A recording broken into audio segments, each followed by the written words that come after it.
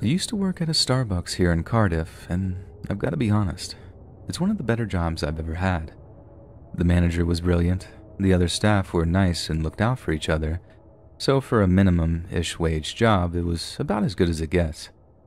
The only bad shifts to work were the first halves of Monday and Tuesday mornings, as the pre-work rush meant people were often at their absolute worst.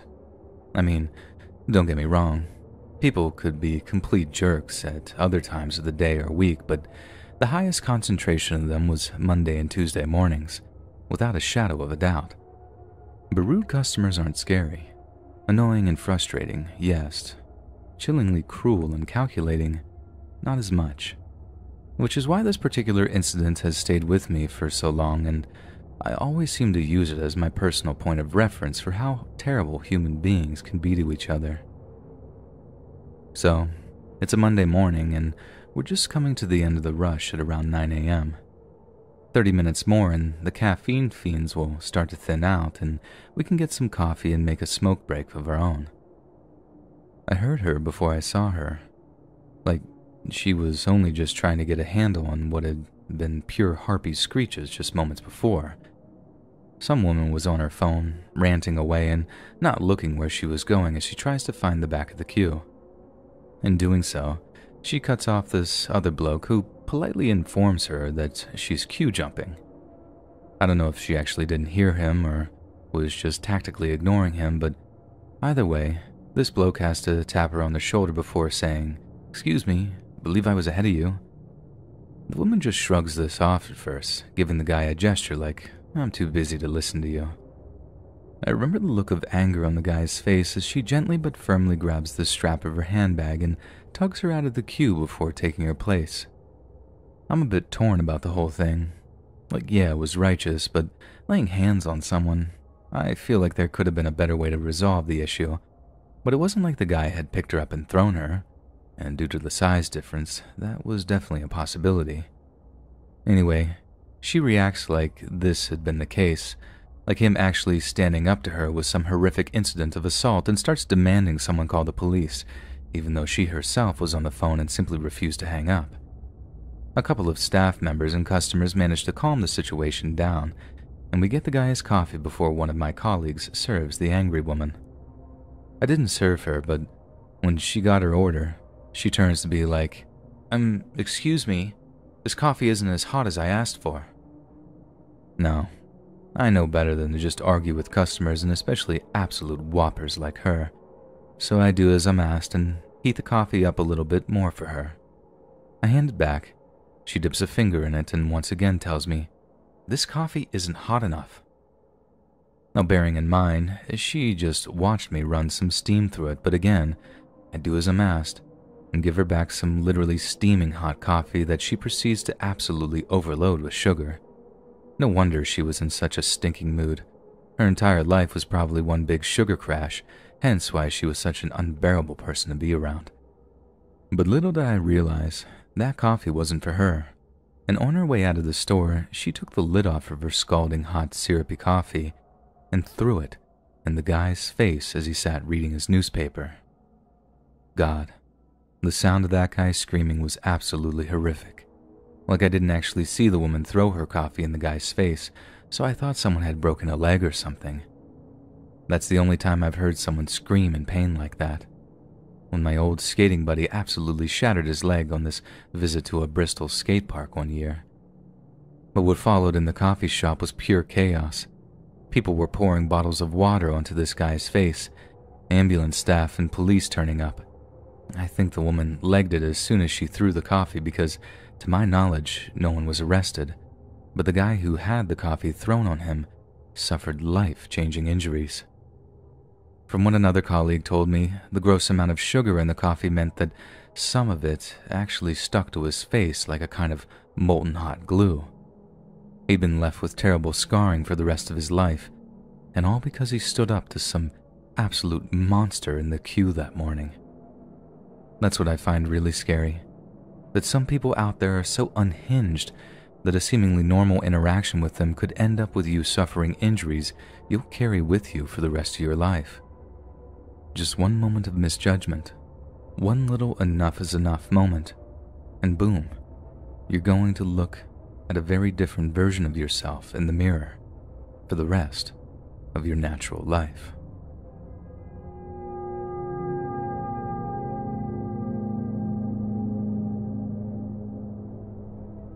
For the past few years or so, I've lived here in Redwood City, California. Back in 2008, some of you might remember that a Philadelphia branch of Starbucks asked two African Americans to leave because they hadn't bought anything. They were accused of racism, there was a whole bunch of fallout from it, and in the end, Starbucks announced that it would no longer ask anyone to leave their stores as long as they weren't causing a disturbance. From what I heard, this prompted a bunch of trouble with homeless people hanging around Starbucks outlets and generally making a nuisance of themselves, but I can't really speak to that because the only homeless guy that ever showed up in my local Starbucks was Steve. Steve was about as far from the stereotypical idea of a homeless person as you can imagine. I remember seeing him in relatively clean clothes, tapping away on a smartphone that was charging from a nearby power outlet and not giving him a second glance. I walked in, got my coffee, and carried on my way to work. The next morning, Steve is there again, paper in front of him, tapping away on his smartphone.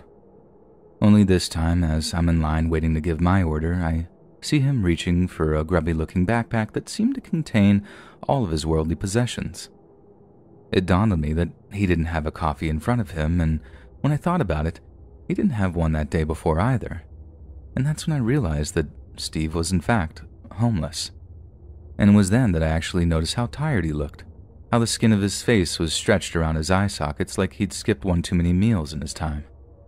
Steve was obviously taking advantage of Starbucks' new policy in order to get indoors and charge his phone, and although he was technically taking up the space of a paying customer, none who got an inkling of his living situation ever seemed to complain. This was until one day when Steve got himself into some kind of confrontation with a customer.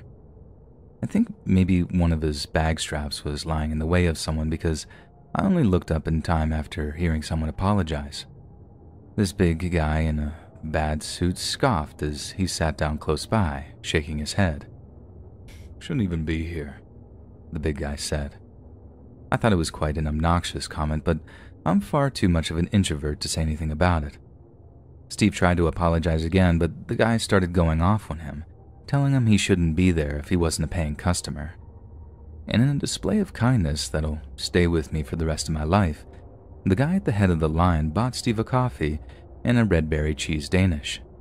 There, now he has something, so mind your business. It wasn't one of those, and then everyone clapped, moments. It was still incredibly awkward since no one wanted to get into a shouting match at that time in the morning, especially not me. So after the fat guy was shamed into silence, he just sort of wrapped his double-smoked bacon and walked out, avoiding eye contact as he went. That's when I found out his name was Steve, and every morning after, if Steve was in the Starbucks, I'd always say hi and asked if he wanted a coffee or a red berry cheese. Some mornings he'd accept, some he'd decline, and I came to learn that he used the charger and the free Wi-Fi to look for a job. He wasn't a drug addict, he wasn't an alcoholic, he'd just fallen on hard times after a nervous breakdown and was slowly building himself back up and putting his life back together. Learning that is how me and a handful of other Starbucks regulars developed a great deal of affection for Steve after a while, but our regular cheery encounters with him somehow made it easier to forget that he slept under Redwood Junction every night, and I guess assuring ourselves that Steve would be okay meant we could just walk away and not worry about it. Because one Monday morning when I walked into the Starbucks and saw Steve's seat empty, I automatically assumed it was good news. Maybe he'd found a place to stay, or maybe he'd struck gold in his job search, and I found myself asking the barista if they'd heard anything from Steve over the weekend.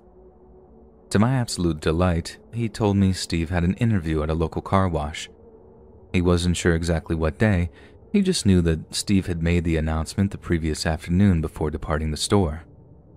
So, that was the end of seeing Steve on my morning Starbucks runs. I hoped that he might show up again, buying his own coffee, looking healthier and happier, but he didn't, and I guess that was just fine. But at the same time, I'd have been lying if I said I didn't kind of miss him. Like I might have mentioned, I'm a card-carrying introvert, but I do enjoy a sense of community. I still enjoy the comfort of familiar faces, so anyone who makes me comfortable enough to come out of my shell, I appreciate that more than I think I can even describe. So after a few weeks of not seeing Steve at all, I decided to take a walk down to some of the local car washes to see if I could spot Steve. First place I asked hadn't heard of him, neither had the second place. But the third car wash I tried said that they were hoping I was the one who could give them the answers. You see, the third place I tried was indeed the same place Steve had an interview scheduled, but it was an interview he hadn't shown up for. I asked if he'd called ahead to cancel or anything, and the car wash boss said no, and that he just ghosted. And that's when I really started to worry. My concern for Steve's well-being grew to the point where I began to entertain the idea of going down to the Redwood Junction to look for him. I hope I don't sound too prejudiced when I say I found it an intimidating prospect. Like, as much as I appreciate that a lot of homeless people are just like Steve, good people who've fallen on hard times, I know that there are some people in the streets who are so broken that they do actually pose a danger to the general public. But as I said, my concern grew and grew until I didn't give good care if the sight of homeless people camp would upset my delicate sensibilities. A man's life was at stake. I needed to act. I wasn't sure I'd be able to live with myself otherwise. That was how I ended up cycling down to the junction one Saturday afternoon, where I began nervously giving descriptions of Steve and asking if people had seen him. People mostly shook their heads at me, looking at me like I'd grown an extra nose or something. I guess having visitors to the camp wasn't exactly a common occurrence. Time and time again, I was met with the same response. A shrug, a shake of the head, complete indifference. At least until I spoke to one much older guy who wore a Vietnam veteran baseball cap and a grimy old fatigue jacket. This guy seemed a little bit more with it than some of the other homeless folks, and although he had the distinct smell of marijuana about him, he was lucid enough to get a straight answer from. After confirming we were talking about the same Steve, this vet told me that he knew him well, but that he hadn't been around the junction in a few days. When I pressed him for where Steve might have gone, the vet shrugged, but told me Steve had left behind a bunch of his belongings. According to him, this could be a good thing just as much as a bad thing. When some homeless folks find a way off the street, either moving back in with family or getting a place in a program somewhere, they leave behind all their stuff. Some just don't need it anymore. A tent and a sleeping bag are useless when you have a room and a bed, but others find that the stuff they had on the street just reminds them of a time they'd rather just forget about. But sometimes, leaving all their stuff behind meant something bad had happened. I could see the worry just etched into the vet's face, and he seemed to be racking his brain for a moment before an idea struck him. He mentioned that Steve used to bring food to a girl who stayed on the other side of the camp, and that maybe she'd know where he was. Up until talking to that girl, my time at the camp had been unexpectedly uplifting. Sure, seeing people living like that was upsetting, but seeing how nice some of them were, how they hadn't let their hardships break them down, seeing them purely as the human beings they are, I have to say, it was quite cathartic. Yet the visit to the girl's tent was the point at which the trip became more terrifying than I ever imagined it could be. As we approached the girl's tent, the vet greeted someone nearby and asked if a person called Mouse was home. They nodded, but added that she wasn't doing too good. I wasn't sure what they meant by that, but on seeing this Mouse girl curled up in a fetal position in her tent, I was almost certain it was drug-related. The vet gently shook the girl awake, and I'm pretty sure she was high from the way she lazily opened her eyes and how out of it she seemed. But then as soon as the guy mentioned Steve's name, the girl shoots wide open, and she gives him this terrified look before saying, I told him not to go. I told him not to, but he didn't listen. Now he's gone." The vet asks her where. Where did she tell Steve not to go? She replies with, "The cemetery," before bursting into tears. The last question we could get her to answer was what happened at the cemetery for Steve to be gone. She replied with, "It took him." it. Not he or they. It. Hearing that word used like that caused this sinking feeling in my stomach. Not so much because of what it entailed, but because this girl was so messed up over what happened, and that obviously meant bad news for Steve. Before leaving the camp, I asked the vet what cemetery Mouse could have been talking about. I had my own idea of which one she was referring to. I just wanted to see if he had the same answer, and he did. He'd said he'd bet his last dime that she was talking about the historic Union Cemetery on Woodside Road. And I agreed because the historic Union Cemetery is right across the street from the hand car wash where Steve was scheduled to have his interview. I took all this information to the police, telling them I was a friend of Steve's before I had them file a missing persons report. I made sure to record the reference number I was giving, as I'd be able to use it to get in touch with whatever detectives would eventually be assigned to the case, I assumed. I tried all throughout that next week to get the relevant cops on the phone, but it seemed to take forever before the case was properly assigned. In the meantime, I thought I'd take a ride down to the cemetery to see if anything caught my eye. I don't really know what I was planning on doing. It's not like I knew anything about being a detective, but at the same time, I couldn't just sit on my butt and do nothing. So, for those of you that don't know, Redwood City's historic Union Cemetery isn't really a cemetery.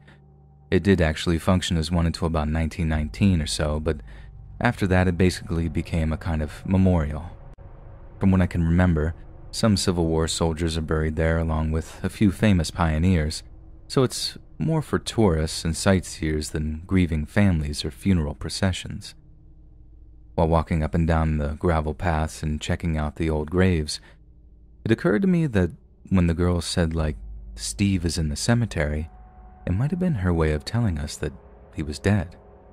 There was every chance we just totally misinterpreted that, and I was in that cemetery on a complete fool's errand, wasting my time looking for something I wouldn't find. And if that's the case, what I found and saw next is completely irrelevant, and is naturally to be disregarded. But, and a big but here, if it is connected to the Steve disappearance, it raises questions that honestly don't bear thinking about. So, as I said, I'm walking down this gravel path, and a handful of people I see are just all checking out the statues, taking pictures, and all that other stuff. Only, I see this one guy, all by his lonesome, and he's walking with purpose, with a plastic bag in his hand. When I say walking with purpose, I mean he wasn't there just to hang around and check out the memorials.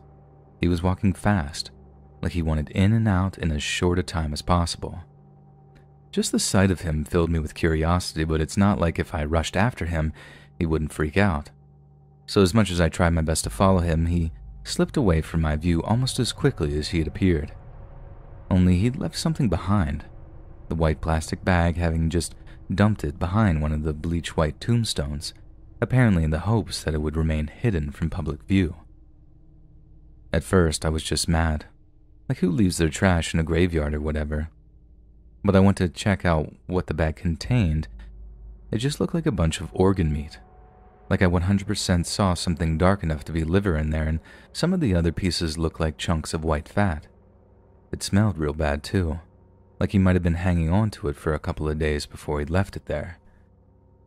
To this day, it's probably one of the weirdest things to ever happen to me, finding a bag of meat like that, just abandoned in the middle of a ceremonial cemetery.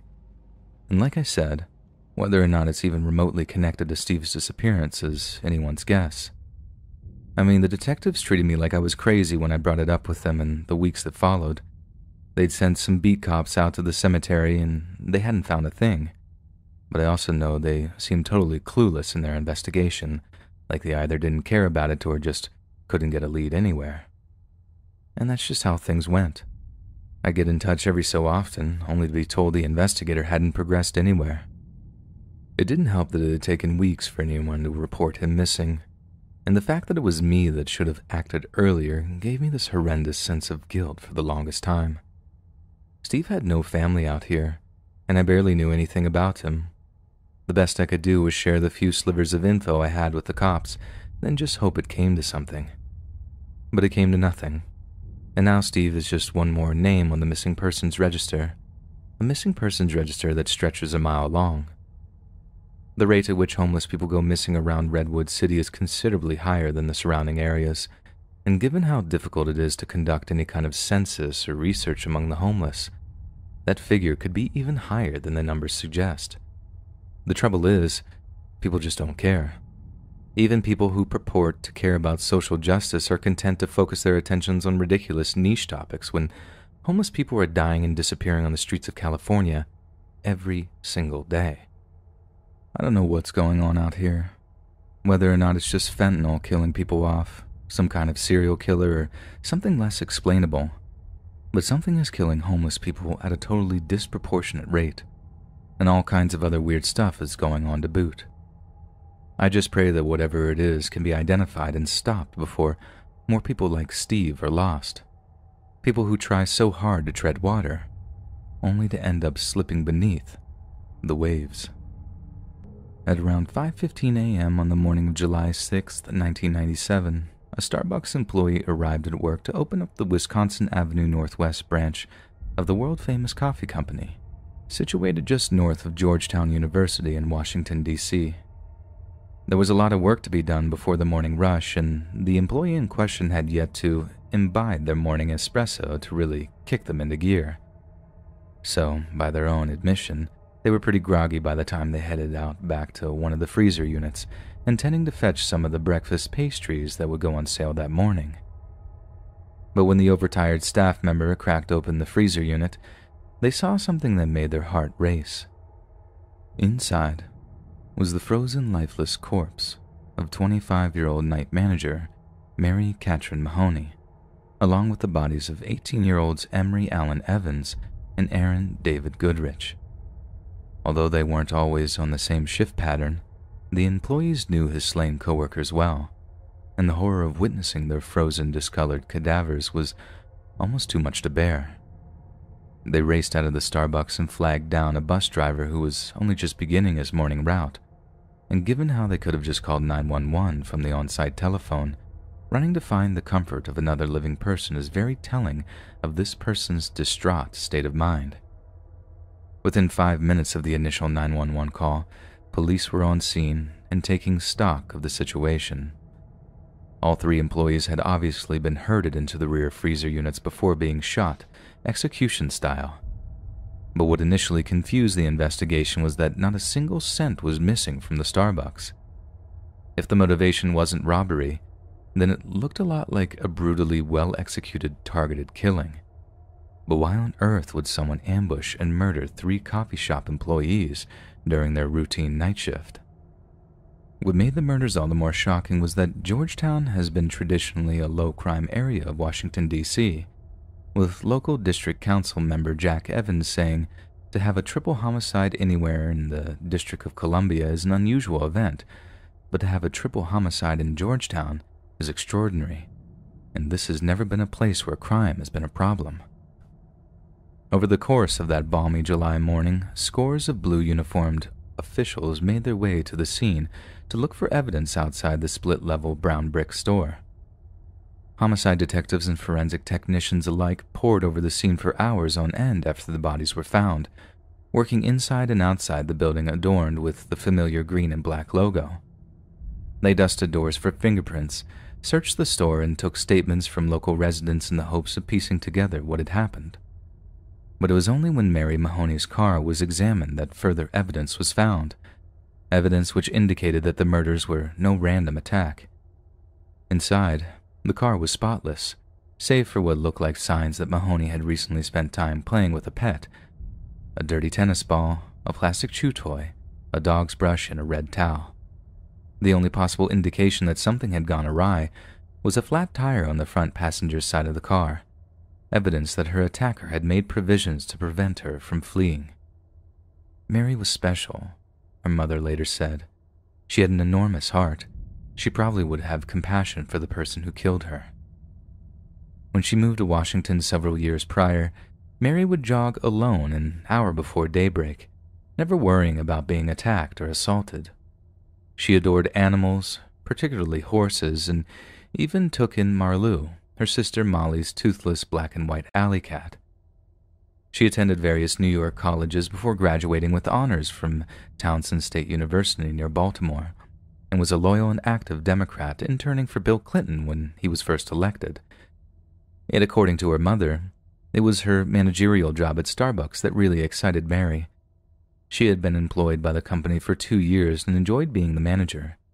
She was often seen sweeping the sidewalk in front of the store and obviously took pride in her store. What she didn't enjoy, though, was disciplining employees, particularly one that Mary had recently dismissed for allegedly stealing several $100s. She struggled with the issue before having to fire him. Her mother said, and for a long time, this became homicide detectives' main theory regarding the Starbucks shootings. Yet despite their hard work and determination, they came up short at every turn, eventually turning to the televisual law enforcement institution that is America's Most Wanted.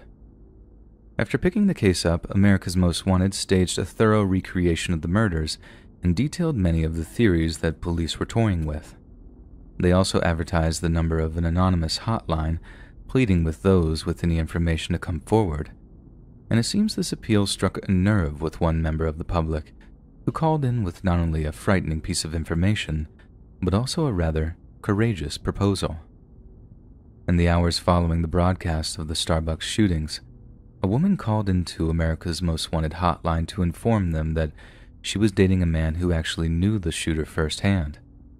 This mystery person had confessed, even boasted, of committing the murders, and on more than one occasion.